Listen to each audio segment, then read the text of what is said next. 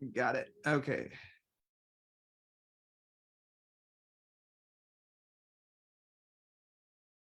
It's trying to redirect me. Okay. Cool. Okay, we're live. I need to figure out a better way to open this, but welcome back to the North American Association of Cerebral Palsy Advocates, CP Advocates Chatline. My name is Caleb Wells. I'm the founder and chairman of the North American Association of Cerebral Palsy Advocates. As always, I'm joined by my Vice President, Tanner Lynn. How are you today, Tanner? I'm doing great. How are you? I'm great. I don't know if anybody can pick this up, but as soon as we started to live stream this thing, a plane decided to fly right over our house. So um, I don't know if that's being picked up by my The magic of live streaming.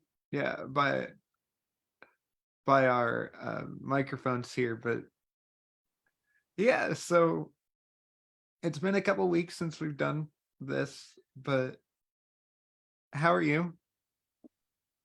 I'm great.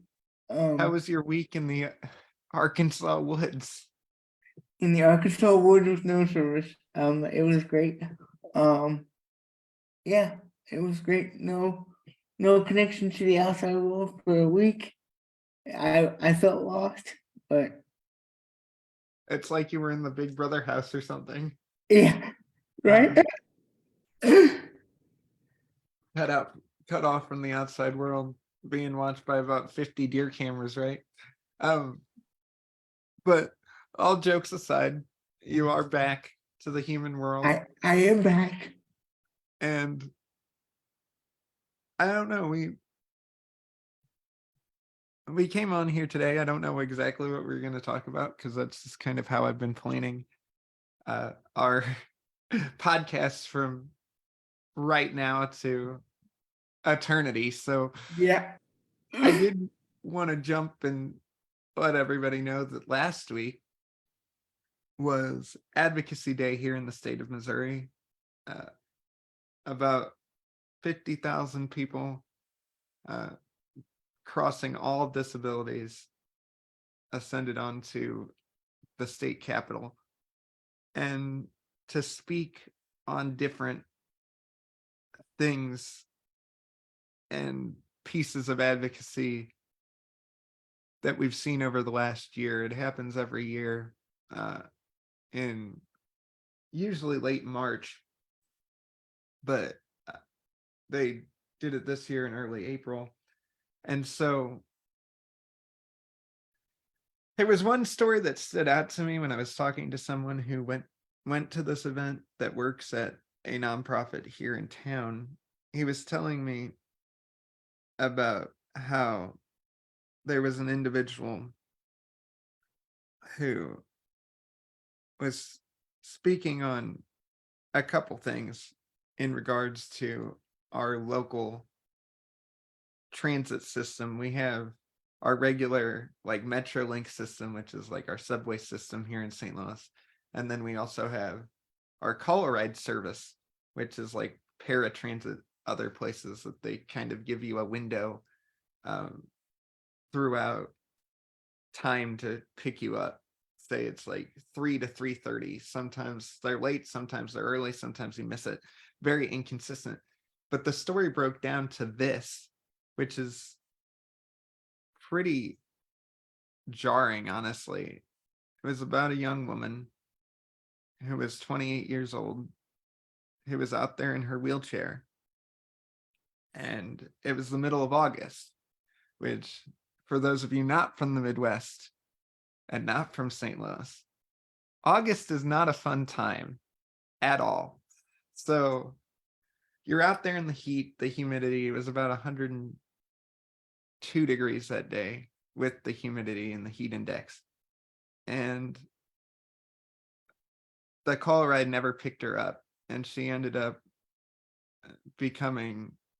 going into a heat stroke and then passing away later at a hospital, Oh my. which is completely unacceptable. And so it's just one of those things where everybody asks, like, isn't your call ride system great? Reasons like that is why people don't use call ride. And then on top of that, the mayor of St. Louis has started to cut back on accessibility measures that were set forth by State Development, which is our development team that runs the Metrolink trains.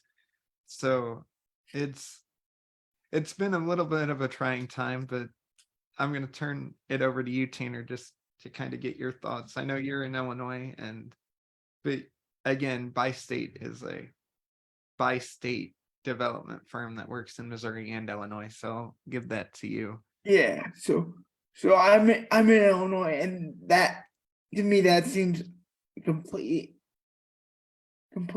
unacceptable. I mean, if if you ask for a ride, the ride should show up and not make you wait an hour in the heat.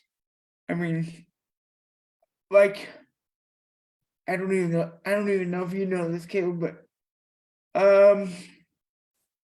about 5 years ago, I spent a lot of time in DC, actually on the Capitol Hill with my dad, talking to congressmen and congresswomen about some other things, but I actually got to talk to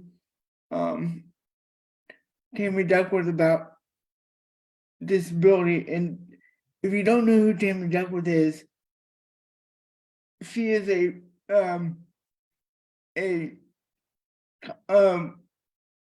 war veteran who lost both of her legs due to an accident that happened while she was serving. And it was an IED, right? Yeah, I but what actually happened to me that relates to transportation was, I was meeting with her one day, and I used Uber to get there, to get to her office area, and I put the Uber app back to where I needed to go, and there were no rides available. But they got me there. So how does that work? So let me ask you this, Tanner, not to cut you off, but was this before or after Uber started their WAVE initiative, which, if you don't know, WAVE is Wheelchair Accessible Vehicles Initiative. This was in the very beginning of the WAVE initiative. I mean, it was available in DC. I actually used it quite a bit when I went out there, but they said the ride will be here in 5 minutes. Well, the ride never showed up. So I ended up having to try about 3 different taxi companies to actually get the accessible transportation. And that's, to me, that's crazy. We should be able to just tap on Uber or Lyft like everybody else and hit accessible, and boom, there it is. I mean, again, we talk about that a lot, right? In this space where we talk about kind of this utopia of a situation where if it was up to us, yes, everything would be accessible, but that's just not the world we live in, because we live in an inherently inaccessible, able-bodied world. Yes. As we think about these things, public transportation is one of those things that is outlined in the Americans with Disabilities Act. And it also, inside the Americans with Disabilities Act, which protects against discrimination amongst education and employment, as well as rights to goods and services, which is where transportation falls into the conversation, is yes, we should be having reasonable accommodations. And again, in a perfect utopian world, which I know this is not ever going to be the case just because of where we are and where we are in the conversation, is as a reasonable accommodation, if there are cities that do not have adequate public transportation systems,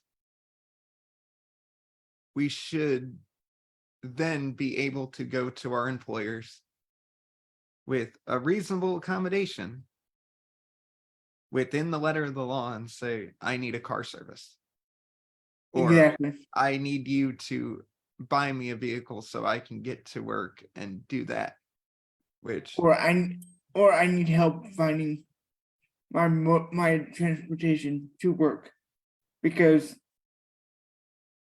I've had that happen multiple times where they're like, you need to have a driver's license for this job. Well, Tanner does not have a driver's license, so Tanner cannot do his job. But that's, yeah, I've run into that with a lot of different jobs that I've applied for. Luckily, it hasn't discouraged me from applying, one. yeah, And two, it is not necessarily imperative to the actual job description. nope. There was one job that I ran into that was actually an issue because they were transporting artifacts from a museum to schools, and it just wasn't safe in public transportation, which I understand. But on the whole, unless you're a truck driver or a bus driver, or you're driving for a great amount of your shift, driver's licenses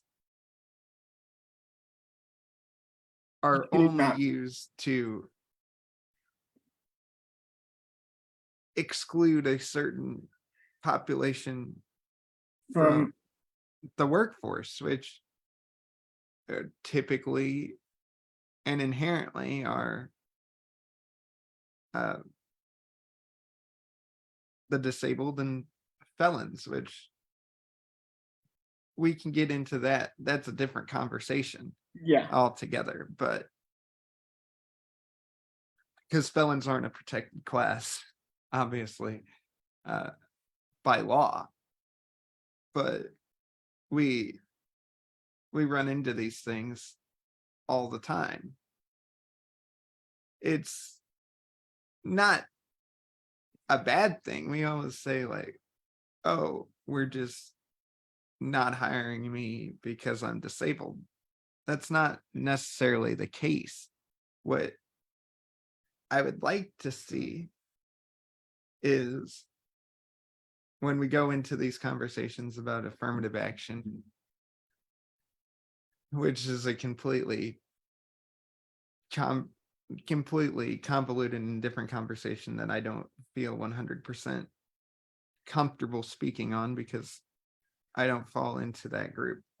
But when we talk about in general these token hires, like, oh, you're getting the interview because you're disabled. I want to get the interview based on my merit, not just because I'm disabled.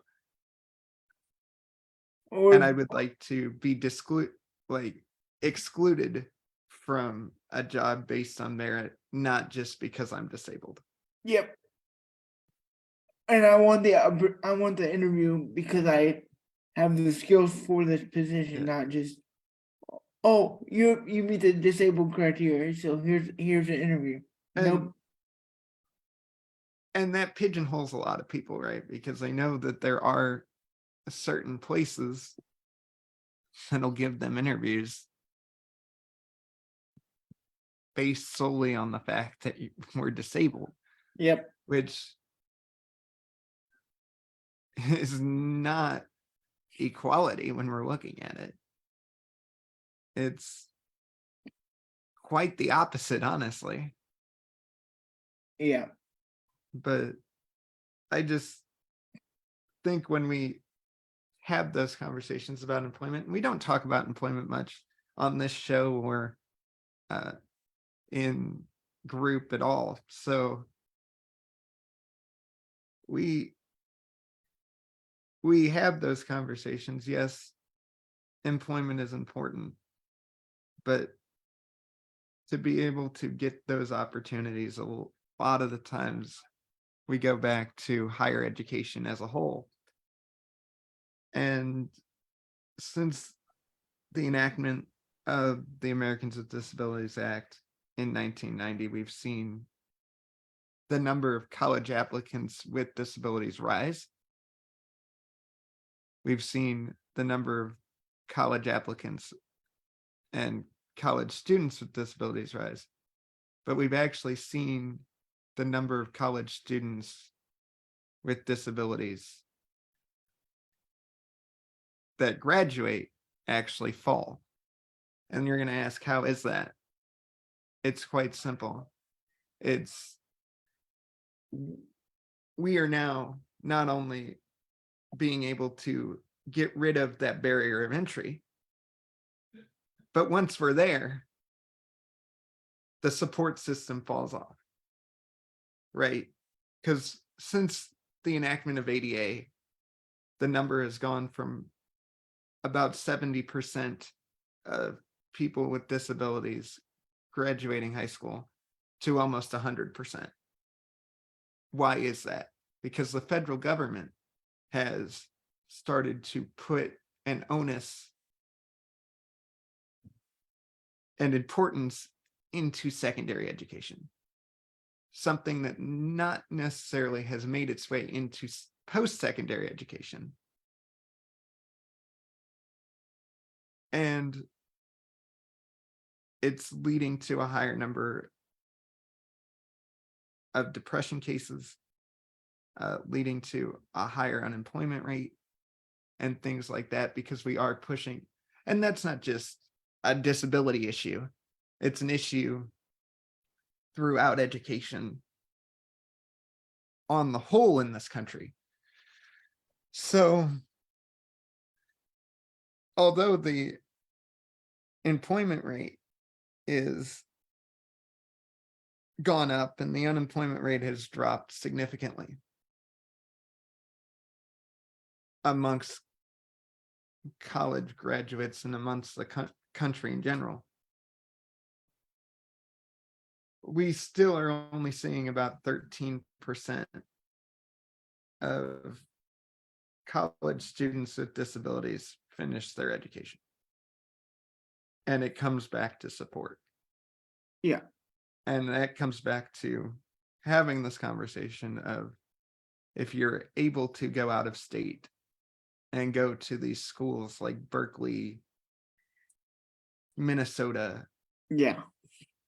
Wichita State, Kansas State, the schools that are known for disability services, UT Arlington, the University of Arizona, I can rattle them all off.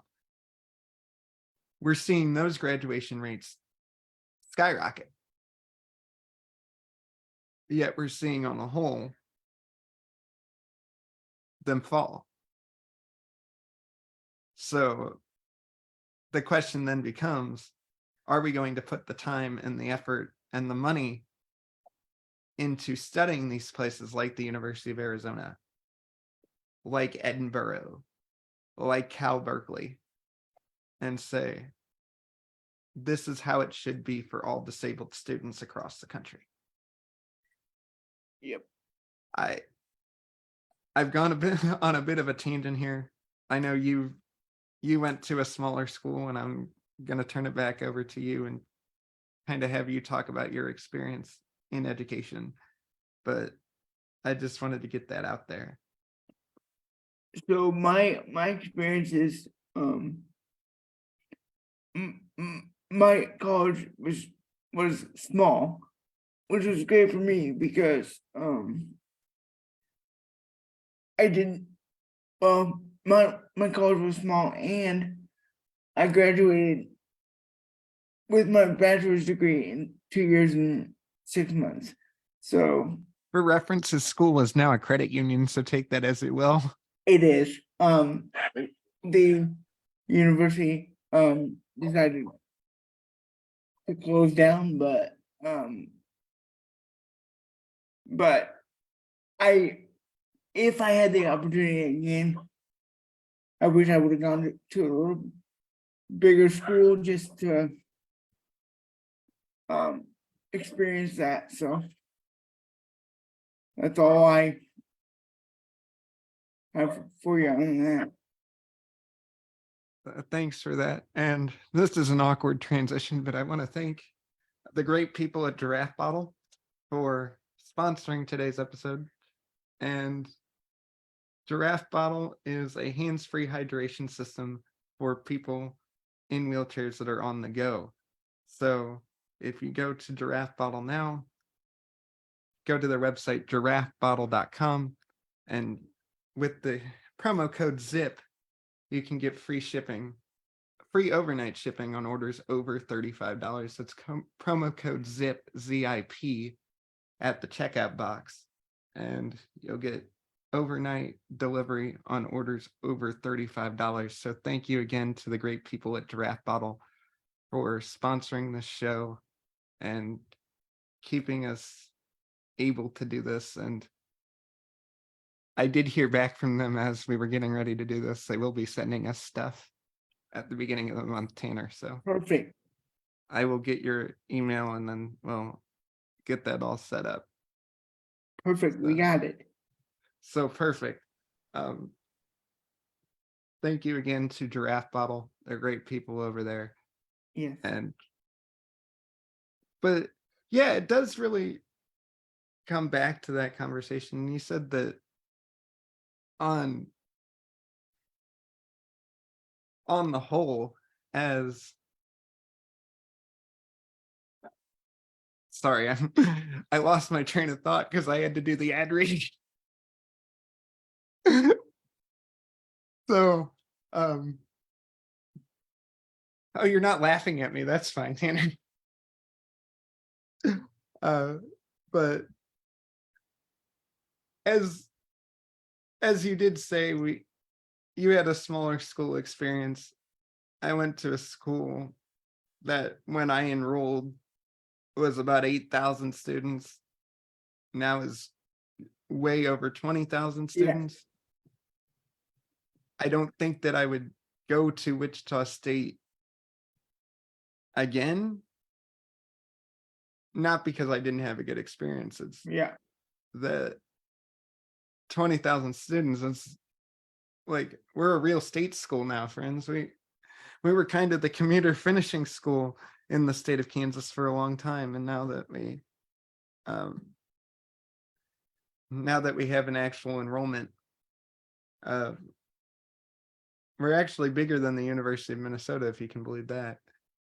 No, really? Yeah, we have about 4,000 more students than the University of Minnesota does, which is crazy. But if I did like my experience, I got to know a lot of people, and a lot of people who know my story know that I met some really great people through WSU. And so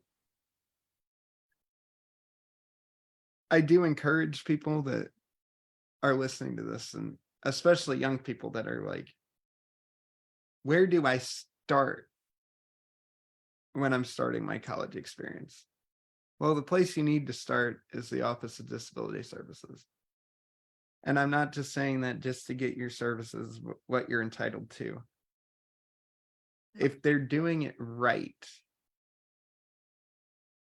the Office of Disability Services will not only get you involved in your services as a disabled student, get your rights there, your extended test times, your private testing areas, your note takers, all that. Exactly. they're also creating a community through offices of diversity and inclusion, and there's places like Wichita State. We had a club which would allow us as a group of disabled students to go caucus, was the term that they use, and then we would have a student representative on our student government board that would go speak on behalf of our disabled students. And if they're doing that right, you're going to meet probably the best friends that you'll ever have. I met some really great people that I still stay in contact with through the Office of Disability Services. I met my ex through the Office of Disability Services, and if I wouldn't have hung around, we probably would have never even known each other, because we did not run in the same circle outside of disability services. So shout out to Wichita State's Disability Services program. And I know that that is not the typical experience. No. I know that that is a very atypical experience, of which I had. I saw friends of mine that were at Wichita State had the same opportunities, the same resources that I did, that did not get out of school because they couldn't get out of their own way, because they weren't seeking those things out. So, as I've said on this show and on many platforms before this, you are your best advocate. Nobody knows you better than you. Nobody knows what you need more than you. And so, with that,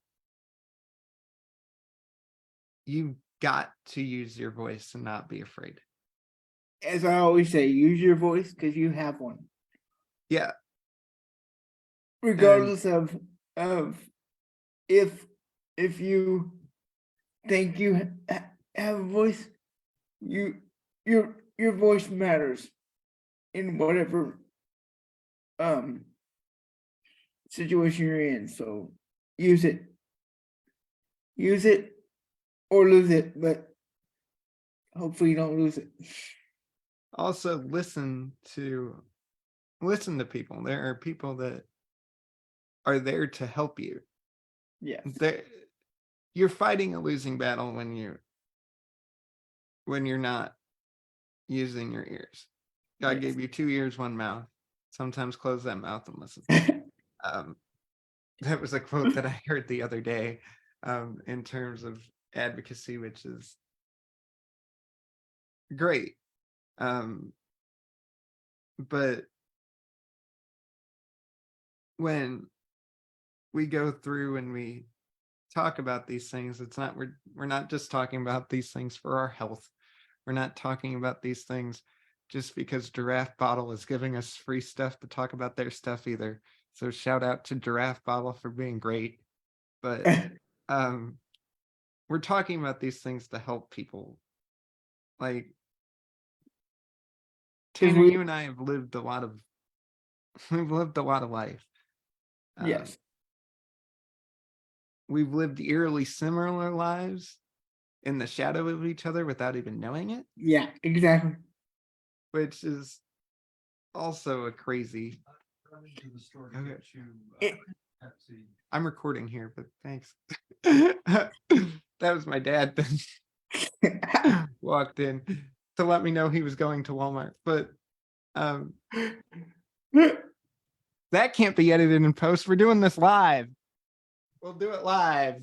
But at the end of the day, we were kind of operating in the shadows of each other, and we never even knew it. So yep, exactly. And I think that's also the allure of this group too, is to be able to share similar experience, be able to operate in a space where you don't feel different for once. Nope. And so when we come on here and we talk about this, and maybe I have this Pollyanna attitude where it's like, oh, life is not great. Life is going to be a never ending parade of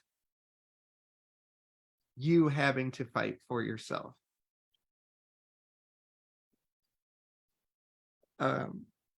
Exactly, but what I will say is, fight for yourself because you can do it. I mean, and don't think that you can't. For sure. Always keep moving forward. Regardless of the struggle, move forward. You Yes. got this. And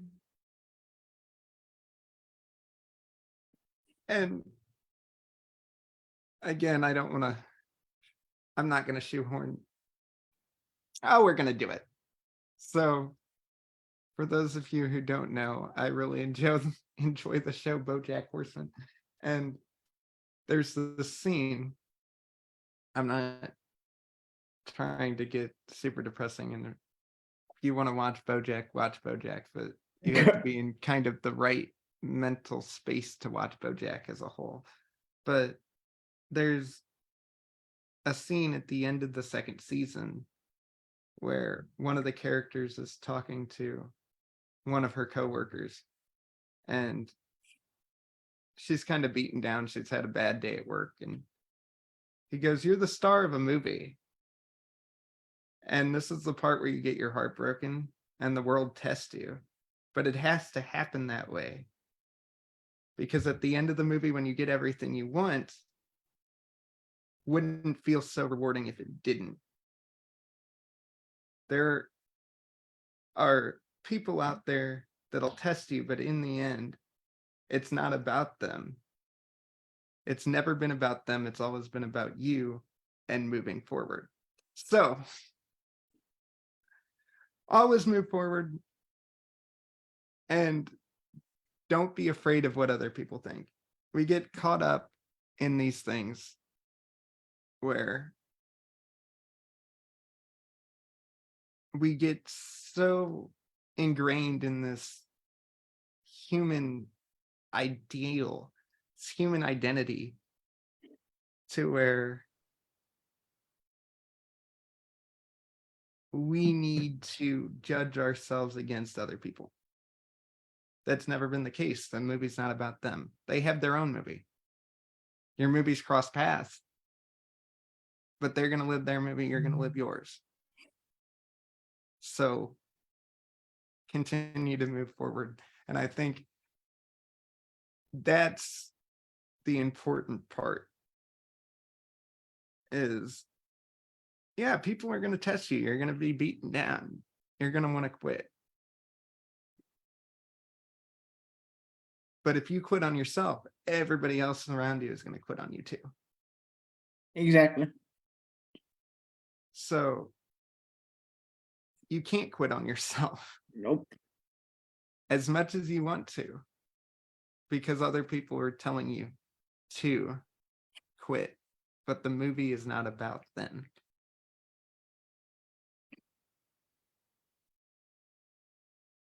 Anything else you'd like to add, Tanner? All I will say is the movie is about you. And with that, we will close this episode, and we will see you in the next one.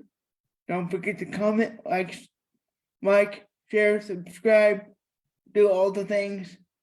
And if you're watching this on YouTube, don't forget to hit that bell and be notified when we upload another episode.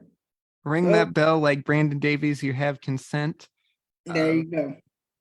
And also, thank you for hanging out with us. For those of you who did, we try to do these every week. We missed last week because Tanner was out in the woods. Yeah. So we do have a meeting tonight, though. If you're watching this live on Tuesday, We do have a meeting tonight about 6 o'clock. So come and hang out with us then.